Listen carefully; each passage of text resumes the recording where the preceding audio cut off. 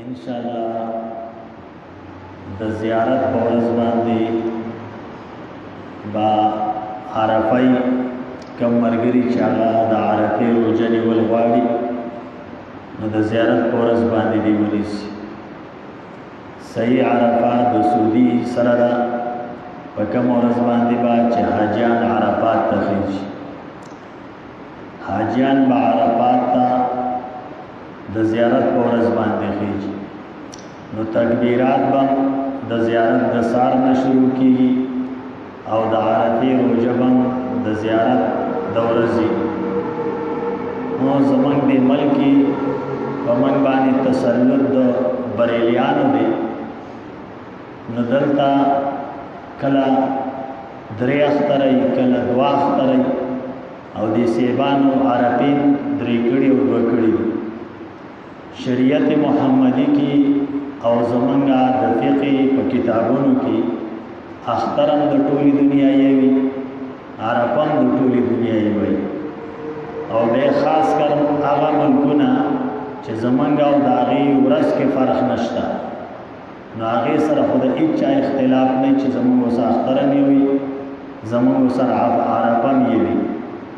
نن لکه څنګه چې په پاکستان کې د چهارشنبه ورځ ده دقسې سعودي کې د چهارشنبه ورځ نن چې کوم تاریخ دلته دی هغه تاریخ هلته دی.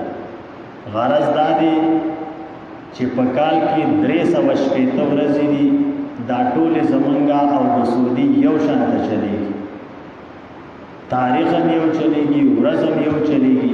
صرف او صرف مصیبت دای چې عرفه پکې بدلیږي اختر پکې بدلیږي روژه پکې بدلیږي نو ټول هر څه یو شان ته چلیږي.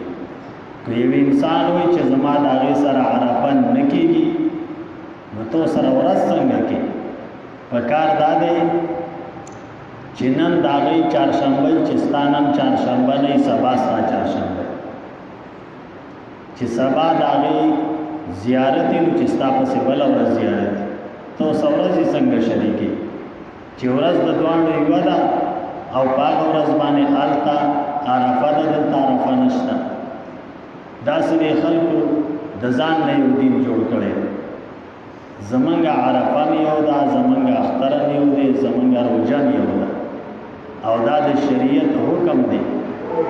په دې باندې مستقل د علماو کتابونه دي داسې کتابونه چې په هغې کې د ټولو اسلامي ممالکو د علماو فتوی موجود او زما په خپله یو کتاب شته اتحاد الامت په نوم باندې.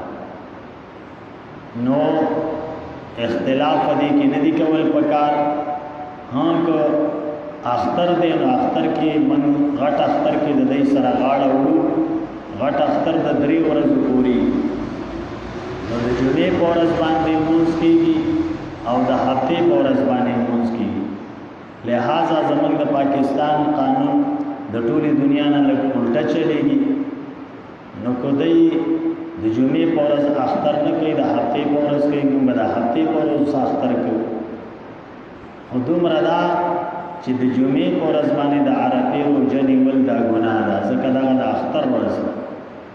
د اختر ورځ دغه هم دا سبا هم د بل سبا ده نو که مونځ څوک یو ورځ وروسته وکړي ورځ مخکې وکړي څه مسله نشته خو د اختر په ورځ باندې روژه نیول دا ګناه ده او د عرفې د ورځې روژه نه څه واجب ده او نه څه فرض ده. یو طرف ته ګناهي یو طرف ته سنت دي نو په هغه ځای کې به سنت پرېږدي چې اختلاف د علماو راغلی اگر چې په دې کې اختلاف نه وي او په پاکستان کې دا مصیبت دی ورکوټ اختر ورسره زمون کېدو د سعودي سمو ټول پاکستان وسو وسو سغټ نه کېږي پروس کالو سغټ شوی سکالو سوړو کې وشو غټ نه کېږي. اوس پته نه لګي چې دا کوم شریعت دی کوم دین چې یو سره کېږي او بل سره نه کېږي چې نه کوي نو ټولو سره کوه چې کوي نو ټولو سره کوه. خو په موږ تسلط د بریلیانو دی بس هغې چې څه وایي هغه حکومت باندې لاګو کېږي. نو د عرفې ورځ هغه د جمعې ورځ ده د جمعرات ورځ ده که څوک روژه نیول غواړي واجب نه ده فرض نه ده ثواب پکې دی. نبی علیہ السلام وایي د 2 کالو ګناهونه ته الله معاف کوي. د جمعرات په ورځ دی ونیسي. بیا هغه د جمعې په ورځ باندې په دې پاکستان کې د ډېرو علماو په ډېر علاقو کې اختري قربانیانې وکړي. یو طرف ته قرباني نه کېږي او بل طرف ته روزه نیولې ده. یا به د هغې قربانیانو ته غلطي وي یا به خپلې روژې ته غلطه. دا کېدی نه شي چې دی هم صحیح دی او دی هم صحیح. څنګه په یو ملک کې دواړه صحیح دي؟ ستا خراسان کې دلته قرباني کېږي، تا د خراسان کې دلته د عرفې روژه وي. یا به د هغې اختر ته صحیح وي یا به خپلې روژې ته صحیح. لہذا دینا اختلاف مه جوړوئ، فرقواریت کې مه جوړوئ. څومره چې امت کې اتحاد راوستلی شي نو ولئ. او اتحاد په دې کې دی چې په پوره دنیا کې زموږ روژه مې وي، اختر مې وي. دا زموږ د امام ابو حنیفه رحمه الله مذهب هم دی. هغه وایي لا اعتبار لاختلاف المطالع فی ظاهر روایت. په ظاهر روایت کې اختلاف د مطالع له هیڅ اعتبار نشته. او دا زموږ د علماء دیوبند د کتابونو نم ثابته خبره ده.